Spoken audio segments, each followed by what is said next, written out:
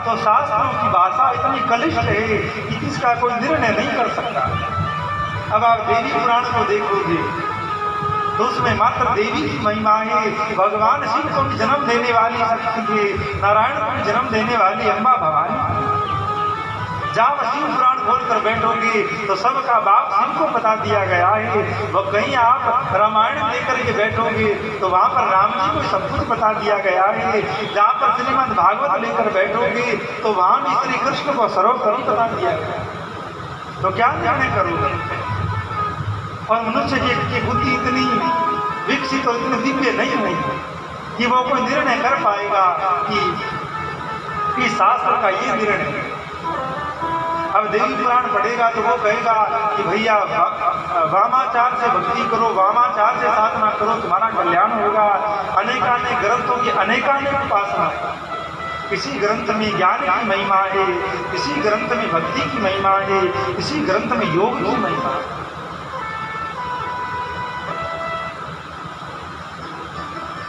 तो संत कहते हैं तो फिर क्या किया जाए? आप कह रहे हैं कि कलयुगी आदमी तप नहीं कर सकता, आप कह रहे हैं कलयुगी आदमी यज्ञ नहीं कर सकता, आप कह रहे हैं कलयुगी आदमी पूजा अर्चना भी नहीं कर सकता, आप कह रहे हैं कलयुगी आदमी दान भी नहीं कर सकता और शास्त्रों का अध्ययन भी नहीं कर सकता।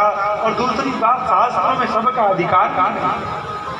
जिन्हें उदाहरण किया हो, द्विज हो, नित्य गायत्री का जप करता हो, तपस्वी हो, ब्राह्मण हो, वही वेद खोल करके बैठे और पढ़े तो भी शुद्ध हृदय से, शुद्ध भाव से, कल्याण की कामना से पढ़े।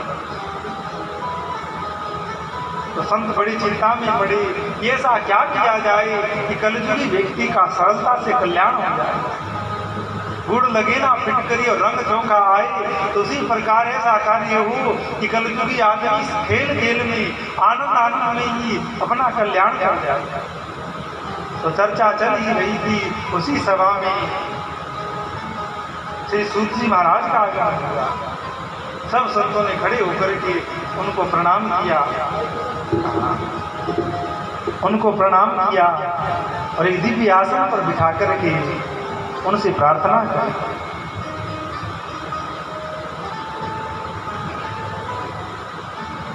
संतों ने कहा कि भगवान, आपका ज्ञान है वो करोड़ों सूर्यों के समान है।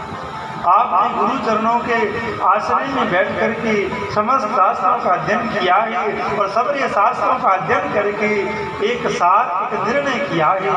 तो आप कृपा करके अपने ज्ञान के द्वारा हमारा जो अनेकानेक रात्रियों की तरह अंधकार है उसको दूर करिए। जिस प्रकार सूर्य उदय होता है, जब सूर्य उदय होता है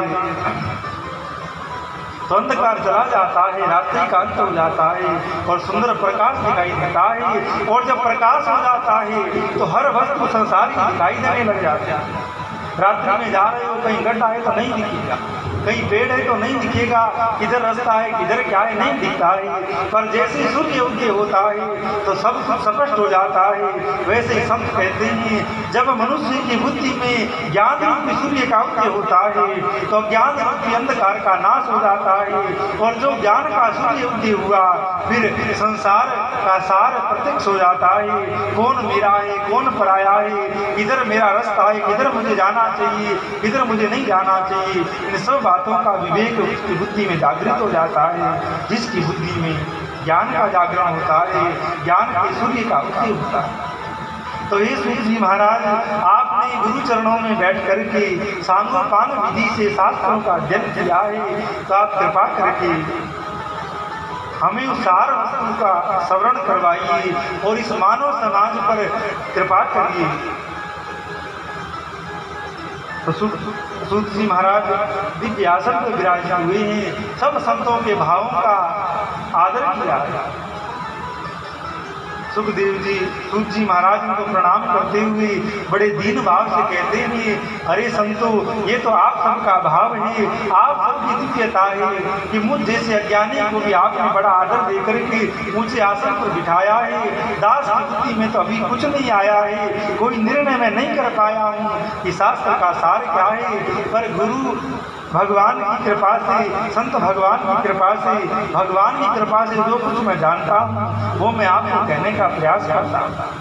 संतों ने कहा भगवान ये तो आपकी दीनता है, आप कृपा करके हमको बताइए कि कलयुगी प्राणी का कल्याण कैसे। सूत जी महाराज कहते हैं कि कलयुगी प्राणियों का कल्याण का एक ही साधन है कि वो भगवान की कथा सुने, भगवान के बारे में बार बार सुनता रहे। बार बार सुनेगा तो बात चिंतन में आए, और जिसके जीवन में भगवान का चिंतन आ जाता है, भगवान का स्मरण आ जाता है, उसी के जीवन में ये भागवत रूपी ग्रंथ प्रकट होता है। और जिस प्रकार एक वृक्ष होता है उसका फल होता है, उसी प्रकार इस भागवत का जो फल परमात्मा है वो उसके जीवन में प्रकट होता है। तो सूत जी महाराज ने कहा कि कल्याणकामी पुरुषों को बारंबार कथा का श्रवण करना चाहिए, भगवान की कथा सुननी चाहिए। श्रीमद्